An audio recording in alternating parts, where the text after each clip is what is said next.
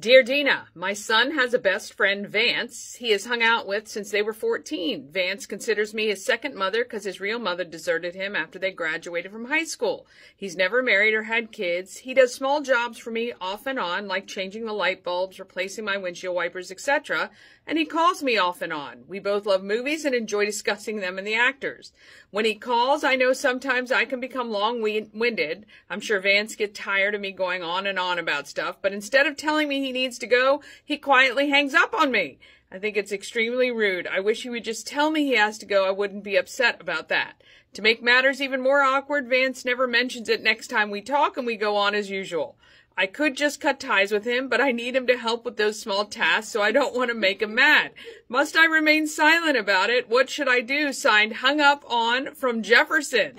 Goodness gracious. So the first thing that comes to my mind, well, first of all, how sweet that he's willing to do that, to have a relationship with you. I mean, that's kind of endearing, you know, that's so rare these days. So you're right to not want to lose that. Now, maybe for the not most best motives, but whatever, we, you know, not judging. Neither here nor there. That's besides the point.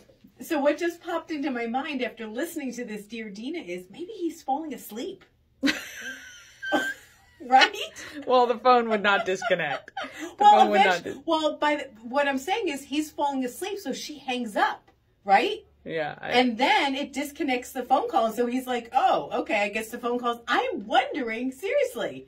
I think I have somebody like this, okay? They hang up on you all the time? No, who goes on and on and on. We all have the person in our family. And so I just think he doesn't know how to say, anyway, okay, wrap it up. I've got to go. I'm sorry, or whatever. He probably just doesn't know. So what I would just say to him next time you're speaking, hey, let me know when you have to go. It's no problem. Right? Is she sets the limit of the conversation.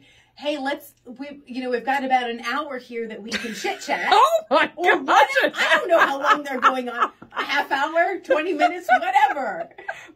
But make sure that you remind them how appreciative you are of them doing stuff around the house. I love our time together. I love when we talk on the phone. How about if we... Yeah, point. Right? She should set a timer. 15 minutes. Really?